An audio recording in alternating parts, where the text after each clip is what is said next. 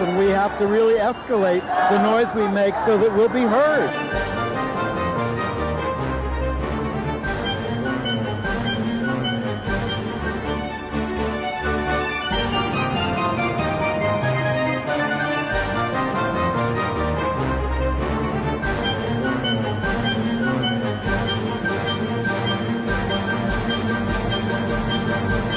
Welcome to Gay USA. I'm Andy Hum. I'm Ann Northrup, and we have a very special show for you this week at the end of the year with two in-depth conversations with some of our favorite guests. Later, we're going to talk to Mike Signorile, longtime activist and journalist, about his prostate cancer diagnosis and treatment. He's making this public to talk to everybody about what they need to know and do. But we have our first guest right here. Welcome, Kiara St. James. Kiara, who we've known for a long time, is the co-founder and executive director of the New York Transgender Advocacy Group. That's NYTAG.org. Originally from Beaumont, Texas, you've been a community organizer for more than 2 decades, now based in New York. Welcome. Thank you so much. We're very happy and honored to have you here, Kiara. Now, it's been a hell of a year, both the best of times and the worst of times for the transgender community. Incredible, explosive visibility everywhere in often wonderful ways, but also the tragedy of the murders we hear about every week and talk about on this show. Give us your sense of where things are and what's going on and what's at the top of your mind. Yeah, no, thank you. I really feel that, we have to really get beyond being performative when we talk about this epidemic of violence that Black trans women continue to face in the United States. A lot of folks may not be aware that here in New York City, within a year span from December of 2020, December 2019, well into May of this year, we had 9 Black trans women murdered in New York City, right? And a lot of folks don't realize that, a lot of people are shocked to hear that, but we live in what we call a very progressive city, and yet we are still seeing not at our back door, in our backyard, but in our front yard, in our house, right? The 5 boroughs, these are Black trans women who have been murdered in just about every borough, with the exception of Staten Island, or at least there has not been any reported cases of homicide in Staten Island. And so one of the things I think is really important to talk about is how we create sanctuaries, right? How we create sanctuaries when it comes to nonprofits, businesses, even churches getting involved in having some type of sticker or something even more visible on their front door or their billboards to let Black trans women know that those spaces are safe for them if they are feeling uncomfortable, if they feel that if they've been a victim of an assault, if they just feel uncomfortable. We need to really make sure that we're creating more tangible outcomes for the community. I think also speaks to, everything looks good on paper, right? 2002, we had these rights where New York City had local protections for the TGNC community. In 2019, after 17 years of fighting an uphill battle, we finally saw gender legislated into law. And that's right. Gender what is Gender Expression and Identity Non-Discrimination Act. Yeah, exactly. Gender Expression and Non-Discrimination Act, that's correct. And so on paper, yes, all this progress is happening in New York. Yes, let's give it up, for that. But at the end of the day, there's still a lot of violence that community members are still facing. And not just Stay with that idea about having a sign in a store window. I've seen these in London, by the way, where they I have remember you signs telling me. in stores, and it says, "This is a safe place for LGBTQ people. You can come in here if you are being attacked or whatever." Is it happening anywhere? This could happen all over the country. It can happen. Yeah, we definitely, one of the things we have to get in the habit of doing here in New York City is replicating, our successes across the country, right? I was just in Indianapolis a few weeks back. A good friend of mine, Marissa Miller, another amazing Black woman in trans experience. She just opened up the first ever trans residency in Indianapolis. Went back a few weeks ago for another ribbon cutting ceremony where she acquired another building.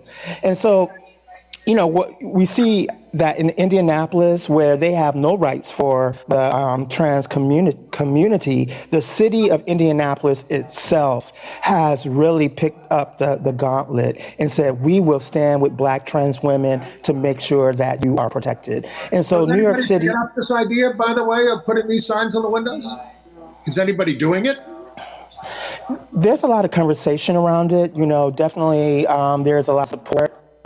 When I speak to elected officials, they do like the idea. It's really about getting city council involved and making it mandatory. We have it's called DASA, Dignity for All Students Act. And so that was retweaked recently to make it mandatory that school officials, they report any type of bullying. So what's going to have to happen is that when we talk about creating sanctuaries, there has to be some type of, business need to also get something from it, right? Nonprofits, of course, should get involved in this, but there needs to be a way to where the city has incentives for businesses to get involved in protecting the lives of Black trans women. And one of the things I would love to see happen is maybe some type of employment program where these particular businesses, that they take on one or two, TGNC community members and really help them with their skill set. We have a lot of amazing artists, hairstylists, you name it, jewelry makers, and there's a lot of businesses throughout the 5 boroughs that if we got them involved in really investing in the lives of the TGNC community in the 5 boroughs, I really think that's going to really impact the quality of life for everyone involved. Well, even India, which, is not the most liberal place, they just established some set-asides for transgender people for employment because they know how desperate the situation is. Is that on the agenda? So definitely is on the agenda. Definitely. One of the conversations I had yesterday was that we can't really say, "Oh, we're going to create set-aside jobs for the trans community," right? So there has to be a way that we talk about creating work co-ops for the community that is not seen as any type of favoritism. So, but I'm with you, Andy. One of the reasons why I founded NYTAG was I was reading about the amazing work, the groundbreaking work that they were doing in India, setting aside programs for the Hijra population to go to school, for employment. I'm like, why are we not doing that here in this country, right? And in this city, most of all, New York City. And so you best believe I'm going to be working really hard with a lot of other trans-led organizations as well as city elected officials to make sure that we are moving beyond being performative when it comes to how our allies stand with us. How about making a demand that every elected official, every member of the city council, every member of the state legislature, certainly the mayor and all his departments, hire 1 or 2 Black trans women in their offices? Let's just make that a demand across the board. I'm with you on that, definitely. At NYTAG, we actually have a program. It's called our Shadow Program, and within that program, we connect 8 8 TGNC community members with elected officials, usually representing their particular neighborhoods that they live in. And so for like 2 weeks, they shadow them. They learn the ins and outs of how City Hall runs. They get to be in those rooms when they talk about drafting language for bills and legislations. And so we really want to continue growing that program so that we get more and more TGNC folks involved. But definitely one of the things I would love to come out of the shadow program is that a lot of these city council members, they take community members under their wings after the after the 8-week program, and set them up with a job or an internship to really help establish their career in Well, let's talk about you. Policies. Let's talk about you a bit, because you are from Beaumont, Texas. You did start your work in the Texas. You have lived Anytime, right, Kiara? You have lived in shelters. You have overcome all this. How did you do it, and how are you doing now? Whew. So, I posted a while ago, earlier this week on my Facebook page.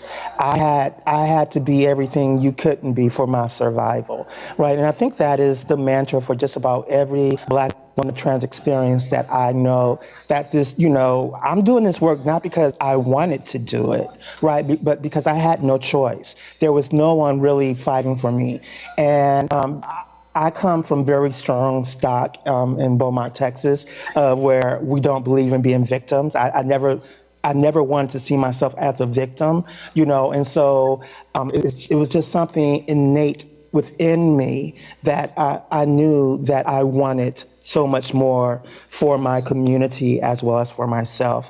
And so that's the reason why I started on this journey. What I'm hoping to do now is just really cultivate new leadership. There's a lot of amazing younger voices who are really making inroads in the community. So I really want to cultivate, amplify, give them a platform to amplify their voices and the issues that are impacting their community that I may not be aware of because I'm of a different genre than they are. And I've seen a lot of those younger people coming along, and they are the definition of fierce, many of them.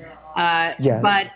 But they are facing real obstacles. And one thing I want to ask you about is this horrible wave we are seeing from right-wing politicians and organizations, evangelicals, who are out to scapegoat trans kids in schools and everywhere, and the assault they are perpetrating on these kids for no good reason. And I'm wondering what you think of that and what you think should be done about that. Yeah, I do a lot of national work, and one of the things that I often tell people, we have to understand that we have no permanent allies in this fight for our collective liberation. We mainly have mutual interests, right? What we have to make sure that we are preparing our community for is that by the time the midterm election gets here, it's a good chance that we're going to lose both houses due to a lot of people's disappointment in this current administration. And so we need to make sure that we are creating bulwarks within our local cities and that we come from, so that if we have to endure another 4 years of that person, like at least we have pockets of resistance that community members from in every state can go to. So it's not about making sure New York City continues to be the bulwark of the sanctuary city for TGNC folks. We must replicate this across the country. Everybody from Beaumont, Texas, from Jackson, Mississippi, they cannot come to New York, right? And we don't want them all to come to New York because we need them in their respective states to stay there and fight for those protections that they currently do not have. Our responsibility here in New York City should be to help give them the resources to start replicating what but we've done well here in New York City. Now, you mentioned disappointment with the current administration. Obviously, President Biden's numbers have gone down. Of course, I don't understand why they would see the Republicans as an alternative, but how have you felt about this first year of the Biden administration in terms of progress for trans people? Yeah. I mean, you have to understand, I'm a Black woman of trans experience, right? So there's been inroads when it comes to him creating a national task force, TGNC task force. That's all fine and good, but I'm also concerned about why his administration is not pushing for the George Floyd Act, right? Why is it that there is still qualified immunity throughout this country, right? And so those are great concerns to me as well, because I could be the next Breonna Taylor, right? Any one of us can in my community. And so we have to make sure that it's not that we're just fighting for TGNC rights. We're fighting for human rights. We're fighting to make sure that our houses are protected from law enforcement feeling that they have eminent domain to where we live. We need to make sure that we're holding law enforcement accountable, right? And so those are conversations that still needs to be part of the TGNC collective voices, not just about recognizing me as a woman of trans experience. I think that's great, but also recognizing that as a Black person, I can be targeted just as much for being Black as I am for being a woman of trans experience. Well, as Andy said, you've been doing this work for at least 20 years. My guess is much longer in one way or another. But yeah. And I'm only 25, so I don't know how. Very, very precocious. Yes, absolutely. But there has been this explosion in the last year or two of visibility of, as you say, people of trans experience, and certainly Black issues also. And I'm wondering whether it is the horror of George Floyd and related and Breonna Taylor and others, or the pop culture appearances of everything from, Pose to everything else. And I'm wondering whether you think this more visible public conversation is making any difference and is having any effect. Yeah, I would say that I'm not interested in fighting for visibility. I'm not. I'm interested in fighting for protections. I'm interested in fighting for equity, right? Being visible I think my community has always been visible. But of course, because of the internet and how people focus on such a very small demographic, because the community I come from is very small, but it weighs very heavily on the minds of so many people for good and bad reasons, right? I think the main concern for me is making sure that we are creating economic opportunities, right? We're creating radical programming. If people who have been living their lives and doing amazing things, but yet they don't have a degree, how can we help them get lived experience credits that can be transferred into a degree to make them more competitive? Those are things I'm really interested in. I think that we hype up visibility too much, and it's not really about being visible for me. It's really about making sure that we have protections for everyone, and we have people being able to have access to health care and housing. That's where the fight for me has always been. So how should people help? If you're a run-of-the-mill person who hears this or is aware of the issues and wants to help in concrete ways on issues like employment and housing and healthcare, how specifically should people help? Yeah, definitely. Reach out. You can reach out to me and my staff. NYTAG.org. Is our website. You can donate. You can my telephone number is pretty accessible to everyone. You can get in contact with me via email. Kiara@NYTAG.org. KIARA at NYTAG.org, but also make sure that, okay, I'm getting ready, but also making sure that you are reaching out to your elected officials and asking and demanding that they do more as well. Now, one of your more famous quotes is, you said the first act of resilience is to take a breath and acknowledge that we have a right to exist. Very basic, but where does that come from, and what does it mean to you? Yeah, so what it means for me is we must not forget our humanity. Too often, coming from the community that I do, we're too often fighting, being angry. And I really want us to take a moment to reflect upon who we are as human beings, and understanding that we have a right to have a full human experience that is not connected to violence, that is not connected to being seen as less than. And so it really comes just of reminding my community that they are worthy of all the abundance that life can afford them. And speaking of the right to exist, I mean, you had a great success this year in the New York State Legislature. Put up that picture, repealing the walking while trans law. When the other picture, Rich, you were on the cover of City and State New York as the Pride Power 100, and that's what you were fighting for, and you were successful. So that's about being able to exist, being able to walk the streets. That's right. No, without absolutely. getting arrested they just we're picking off trans women, especially trans women of color, and saying you're a sex worker no matter what you were doing. That's correct. And even, I really want to also just say this, that I believe that everyone who engages in sex work has a right to be protected and respected. But what we do not want to happen is that when people see Black trans women, that's the first thing they think, is that we're all sex workers. I come from sex work. Sex work. I made a comfortable living from it for quite some time.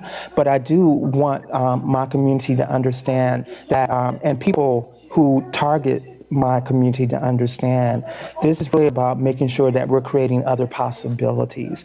And that can only come when we minimize the trauma that is inflicted upon my community. And you've also said that there's a lot of problems in shelters and in hospitals for people of trans experience. How is that being turned around? Is there education going on? You have the policies which say you can't discriminate, but they are. Yeah, I have quite a few staff members who they do work with graduating nurses. We're actually doing one with Mount Sinai for next year, scheduled some 400 graduate nurses. And so it's an ongoing process because, as I said, things look good on paper, but what we don't take into account is that there is implicit bias in the people who are becoming nurses, right, and doctors. And so we really have to make sure that these trainings are not once a year or every 6 months, but, because of the turnover rate, that we're doing it on a regular basis. Well, Kiara, you are an admirable figure in the work you're doing. We very much appreciate it. And Crain's New York, a business publication, called you one of the most powerful women in New York. I fervently hope for that, because I want you to have that power to affect the change that you want and that needs to be made. Yeah, thank you. It was a great honor for me. The work still continues. I definitely will be pushing for a $1 million fundraiser for my organization to really start working on a brick and mortar space in Mount Vernon, so that we can really start having a physical headquarters that is specific to working on behalf of the community in a much more impactful way. And so next year, like, I'm claiming bigger and greater things for NYTAG and, and the community that we serve. So, but it's an honor to be acknowledged. Well, keep us posted on all the developments and how we can help and how we can spread the word. And people can look at your website, nytag.org, nytag.org, and be in touch to help. Thank you so much for being with us. Thank you all. Thank you, Kiara. Happy New Year. Happy New Year. Happy Kwanzaa. We'll try. Happy Kwanzaa. Well, what the issues Kiara is dealing with are so overwhelming and daunting, and I'm so in awe of her and all her colleagues for taking this on. And I hope that all of us can pitch in whatever ways, large or small, we can to help out. As Ann Northrup says, everybody just needs to do something. And as Andy Hum says, we're all in this together. We are, I hope. Yes.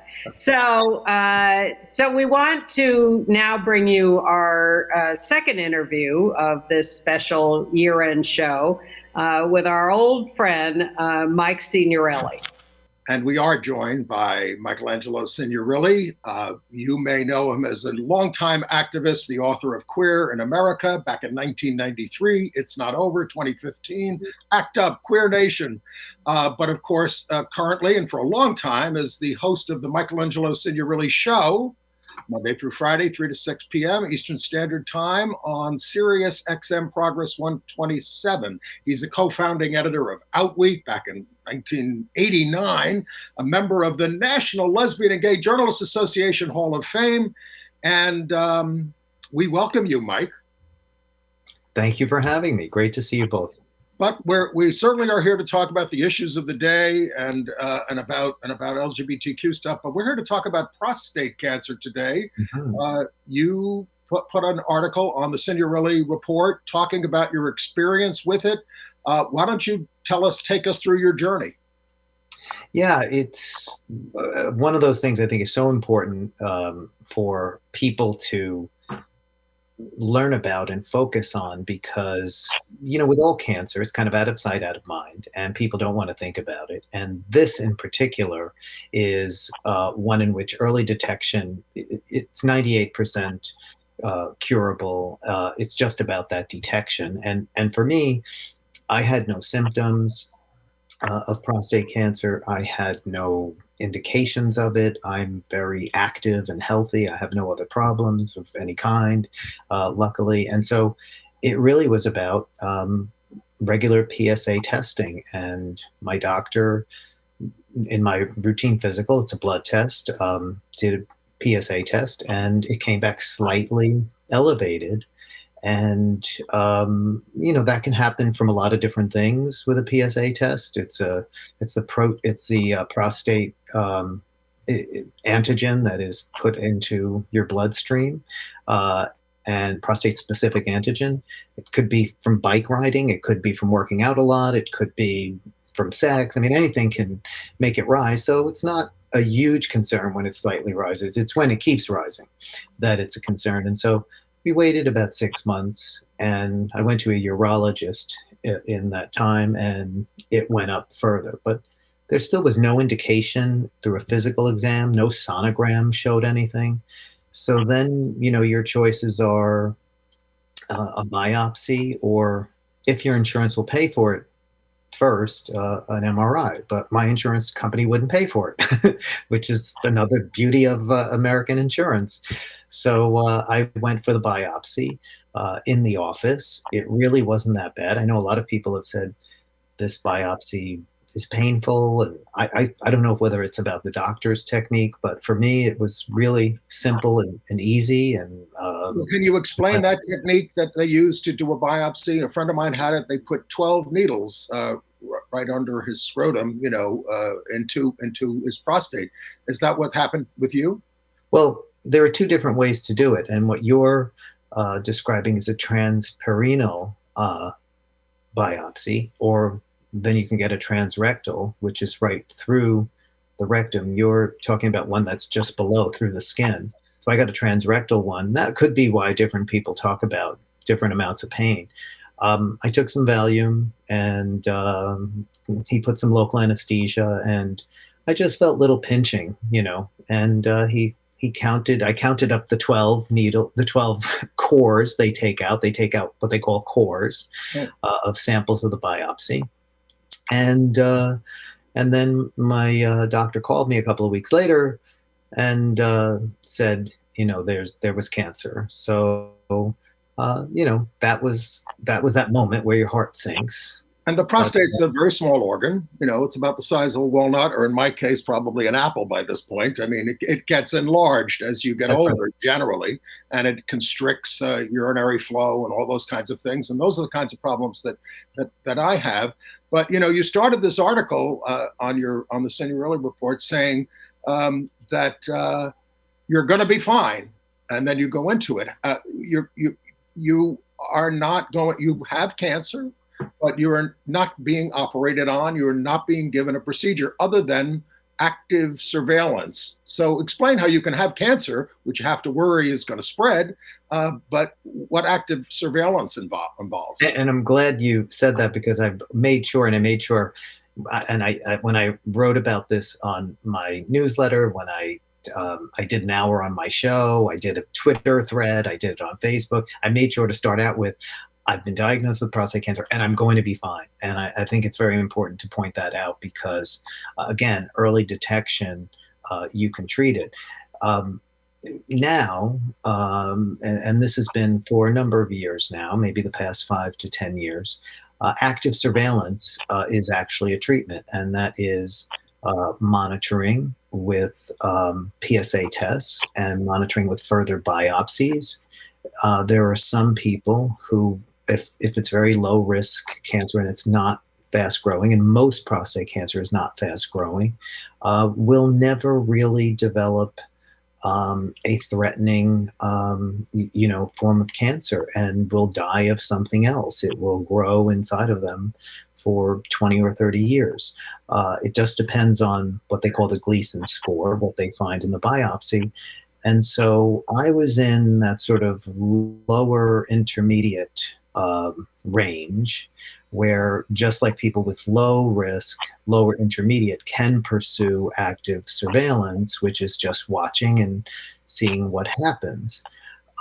Subsequently, I went to a number of doctors, and I went to Sloan Kettering here in New York City, which is one of the best cancer hospitals in the world. And I've had some more talks about actually starting treatment, because unlike people who are in that lowest of the risk, I'm in the lower intermediate. And this is one of those things where suddenly you're considered young at 60. And the belief is that I will probably need treatment at some point. It could be 10 years, it could be 15 years. And then why do that then? Why want to go through that then? And who knows what else I might be doing and whatever. So I'm now looking at different treatments, and the great thing about early detection and the great thing about being in this position is it's like a shopping spree. You go and look around, and there are so many different treatments, and I've decided to pursue a radiation treatment. There are so many different, even among radiation, different ways, different kinds of radiation that will expose you to less radiation. I'm lucky that this is so early that I can choose something that exposes me to the least amount of radiation.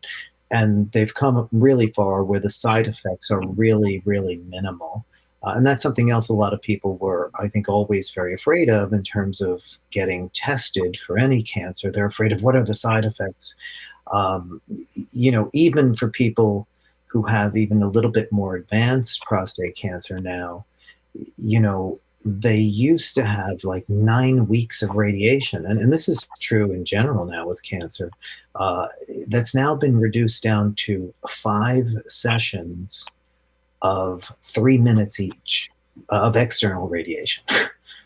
5 sessions, 3 minutes each, because they can now, through lasers and other strategies, get the high dose radiation to just the organ they're dealing with, instead of exposing all the other organs, and even doing that, having to do low dose. So that's one option. The other option that I think a lot of people have heard about is the radioactive seeds, which they can also just put a minimal amount right inside your prostate. And those, over a period of months, the radiation kills the cancer.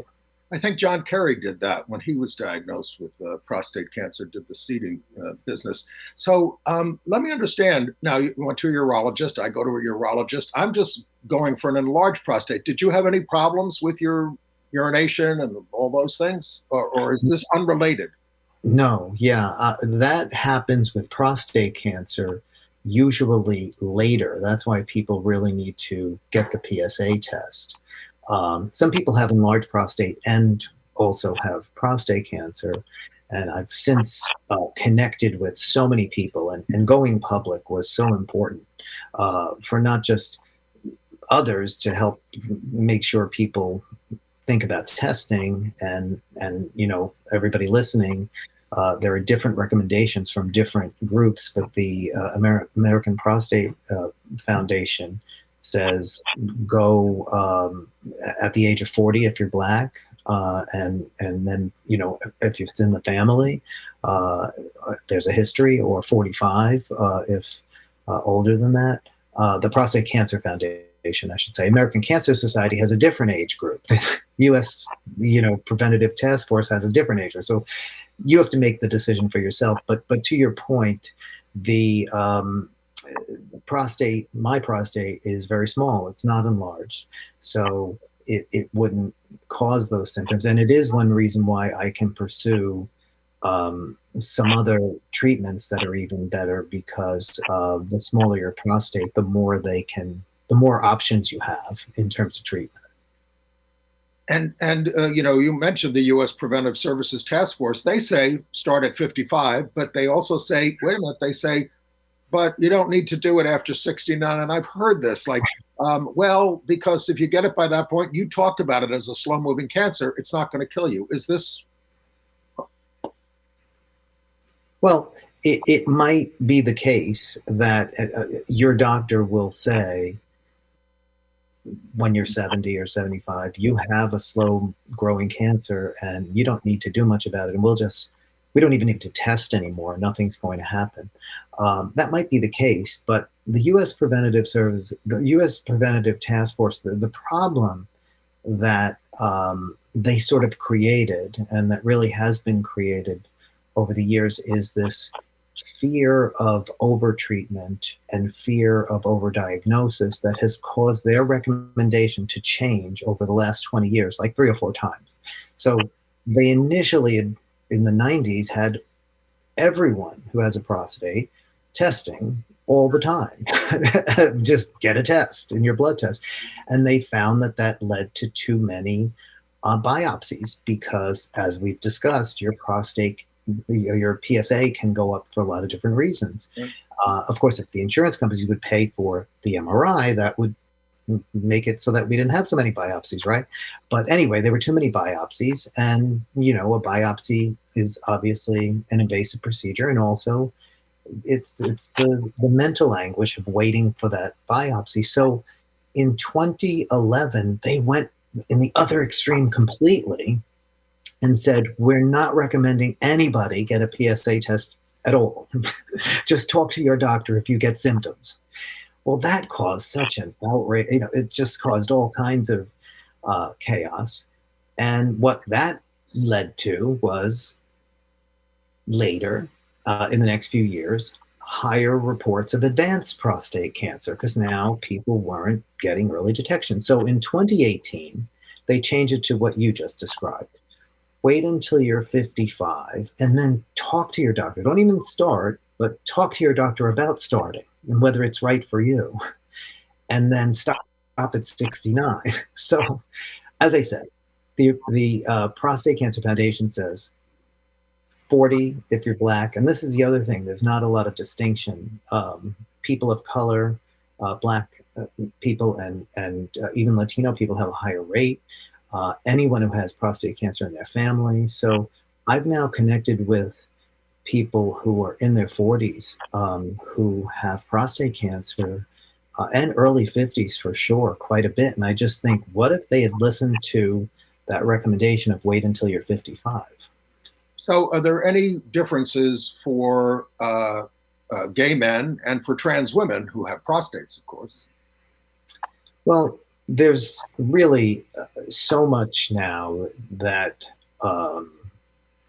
talks about the challenges that are faced by gay men and trans women when it comes to treatment and when it comes to just dealing with this in society and in culture that wasn't out there before. And certainly there are so many support groups and online you could connect with people. But the medical field has generally always focused, when they've talked about sexual function, on heterosexual cisgender men. So even when they have questionnaires that they would have people fill out and they talk about intercourse and they'd say, you know, when you have intercourse, are you able to penetrate? Well, what if you're not doing that, right? So the medical field really had been a mess, and I think activists had worked to change that a lot. And it's still, depending on what hospital you go to or what doctor you see, you'll still get that. I've luckily just been, you know, able to, well, not luckily, I think because I made sure I went to gay doctors, and I then went to the doctors they recommended, and being gay has been very much incorporated into how I should treat this. And certainly when it comes to sexual health, there are different challenges that they need to talk about with you and that you need to tell them about and be able to tell them about in terms of what's important to you. Because otherwise they're thinking you're a heterosexual man who may or may not be having sex with his wife. And of course, the prostate is an organ of sexual pleasure. That's right. Which, if you know, feels pretty nice.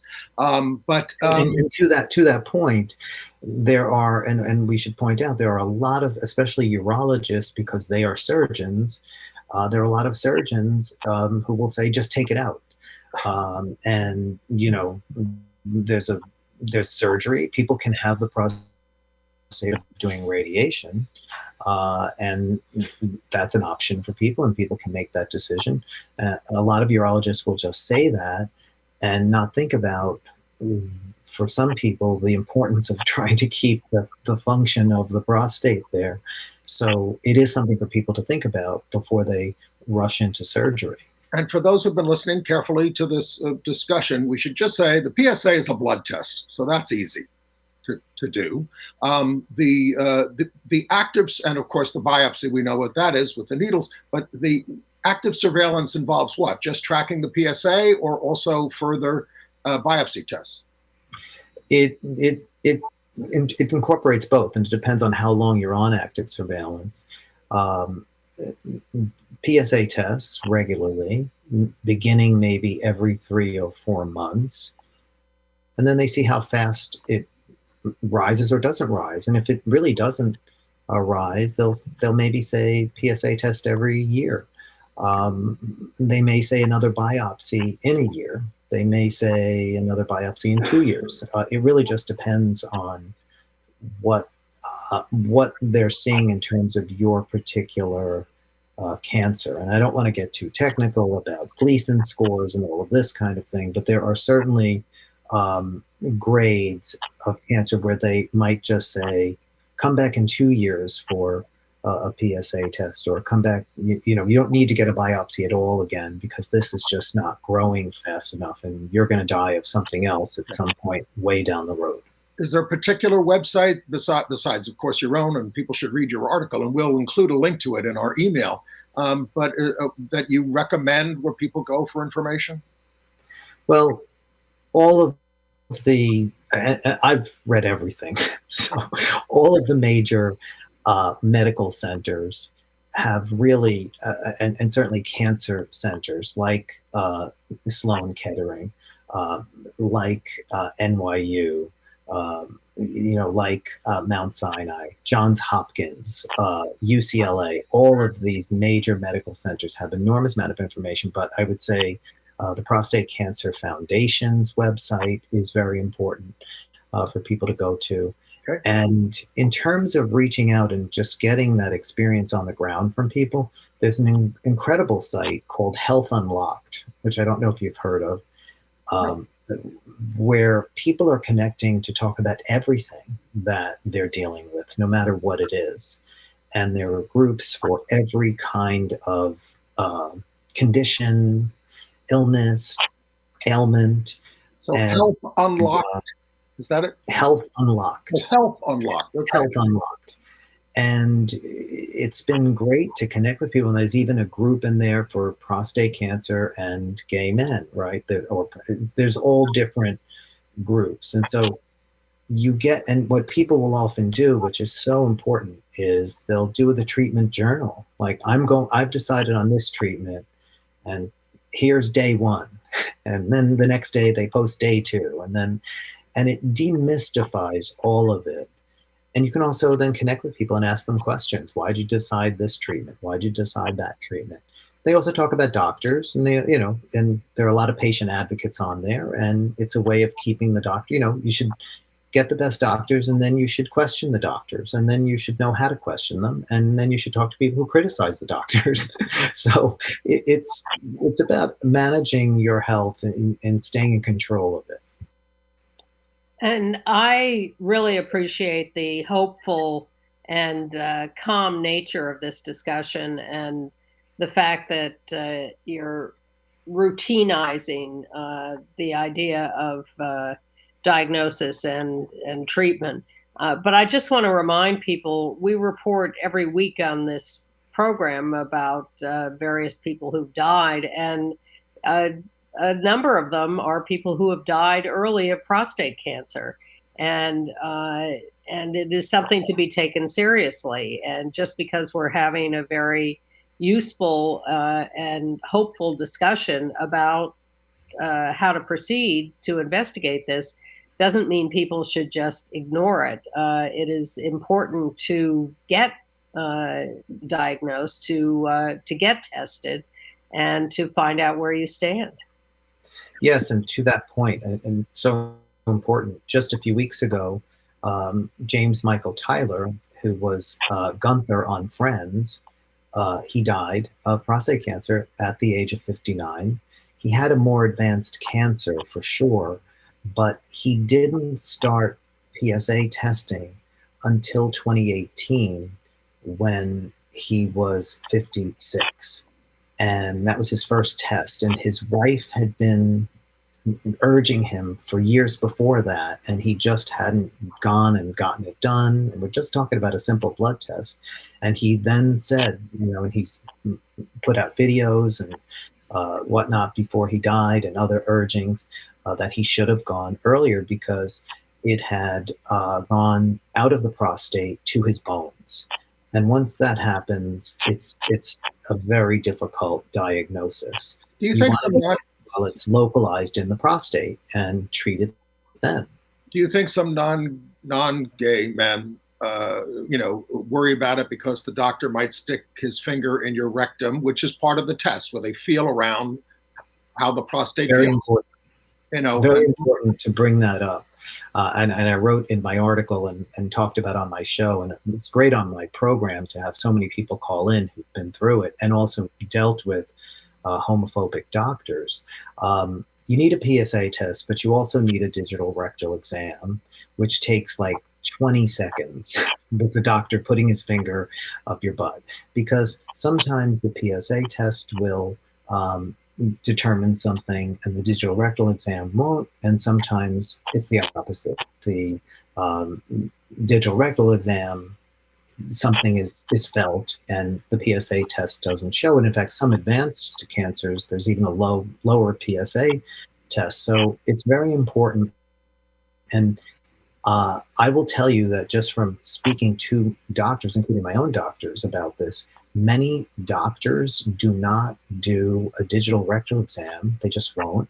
And they don't do PSA tests either because of this controversy over the PSA test. So they don't do either. So you are completely in the dark. I had a doctor I dropped because stuck the finger in, took it out in 2 seconds. I said, "What are you doing?" No, you're fine.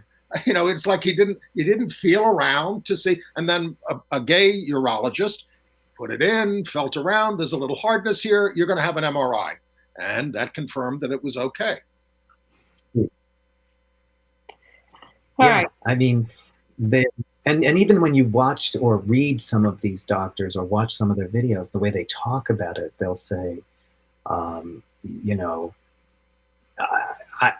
know you guys don't want to get a digital rectal exam, and I know it's really difficult. Believe me, it's hard for us too, but it's got to be done. And I'm like, what are you talking about? Women have to deal with for many years male doctors putting their hands all over them to treat them, and sometimes inappropriately, right?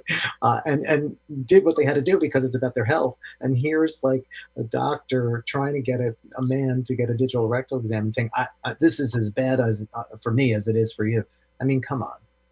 Well, thank you for all of this, Mike. We could go on and on probably for the full hour. In fact, we wanted to ask you a lot of questions about the issues of the day. And I think, Ann, we're going to have him back. We can do that again. I think so. Just tell me whether you agree that the world is coming to an end. Well, maybe. I'm going to say if we do not act very quickly. Well, let's quote Michelangelo Signorile this morning on Twitter. "We are totally screwed, and Democrats have not seemed to realize this or aren't able to deal with it." All right, to be continued. Thank you, Mike. Thank you very much for devoting time to this. Very important. Thank you. Extremely. Thank you. We'll see you soon. Well, that was quite a workout. And it's a very important issue. I mean, right after we taped that interview, the New York Times did a whole piece on gay people and prostate cancer and all the special issues for gay men. And of course, as we noted, this is also an issue for trans women who still have their prostates. I had a conversation with someone after we did that interview, saying to them, repeating what Mike had talked about with doctors' discomfort about doing digital exams. And this person said to me, no, that's impossible. Doctors couldn't be reluctant to do that. I said, I'm sorry, but they are. And of course, at the very end, Mike does the, progressive radio over there at Sirius Radio. The whole larger issue. What a year this has been. I mean, we got rid of Trump, or not entirely, but we got a whole new administration, a whole new Congress, and yet we're still very, very fearful, and we're not overcoming the slide into fascism in this country. Well, we certainly aren't, and that is absolutely terrifying. And we're letting ourselves get caught up. I agree with the people who say we're spending too much time getting caught up in these internecine battles within the Democratic Party. I think at some point we have to acknowledge that there are limits to what Joe Manchin will sign on to. I don't want to give him control over the world, but we've got to sit down with him and say, look, we must reach a deal of some sort. We can't continue to delay all this. We've got to move ahead. And so I'm less concerned about the actual details than I am about getting something done. I mean, it is very tough to get things done under our system of government, which is, I don't like to end on all these negative, dire notes. I mean, look, I'm 68 years old. We grew up in a society where hardly anybody could come out, basically, and that's changed. There's lots of great things that have changed. People have to take the power that they have and to use it. The same thing goes with the women's movement and the fact that it looks like we're going to lose a blanket abortion rights, which is horrible. But look at what a couple of weeks ago, California said, we'll be a sanctuary, we'll help you get it, come here, we'll pay for it, etc. Those kinds of things. Well, I also haven't given up on these elections, either the midterm elections or 2024, because we have proved in both the 2018 midterms and the 2020 presidential election that if we get enough people out to vote, we can win. Neither has Sean Patrick Maloney, the Congress member from upstate New York, who heads the Democratic Congressional Campaign Committee. You give him these hard questions. We'd like to have him on the show here. I've listened to him elsewhere, and he keeps trying. Sean, all is forgiven. Come to USA. I know we had a rough start, but yeah, we want to hear what the plan is. We do, but mostly what we want is ambition and an aggressive attitude in working for this stuff. And sometimes I think that politicians have just, certainly Democratic politicians, have just given up. And I'm really tired of people blaming the progressive wing of the Democratic Party and saying that they're ruining everything. That's utter nonsense. And people really just have to get more aggressive about putting out their platforms and their issues and their values and really fighting to win these contests. We also have to be much more interested, and this is going to sound, I don't want to say crass, holding power. That's the number one objective of the Republican Party, is holding power. They don't necessarily want to do anything with it other than destroy things. But well, and make rich people richer. Yes, of course. Well, exactly. So we have to be focused on that, because without that, you can't do anything. Yeah, but I think it's all possible, and I think people just have to get active. And inertia is our biggest enemy, because the small minority of right-wing crazies steps into that breach. Well, they are taking power in spite of the fact that their points of view are literally a small minority in this country. Well, and we've been at this for more than 4 decades, activism and things like that. And we have trouble overcoming inertia sometimes, but we come back here to do this show every week. We have nothing better to do. Oh, no. Look, we really appreciate our viewers who tell us. I mean, these end of the year notes, I don't even know, I hardly know any of you personally, and yet you write these notes that make us feel so good about what we do here, and we so much appreciate it, and we thank you. Completely. And I joke about this, but I talk about inertia because I do recognize the impulse to inertia. I think that's very natural and something we all feel. But that is why I say you don't have to personally change the world. You just have to each do a little bit. Each of you doing your part is keeping us on the air, whether it is your kind words or your financial support or whatever. It all adds up to us hanging in here. Look, I appreciate the opportunity to be here every week, and that people are actually part of this discussion. You give it back to us when we need it, and you give us information and news, and we appreciate all that. And on that note, in our last 10 seconds of this year, we just want to say thank you. Happy New Year! We'll see you next year. Bye-bye.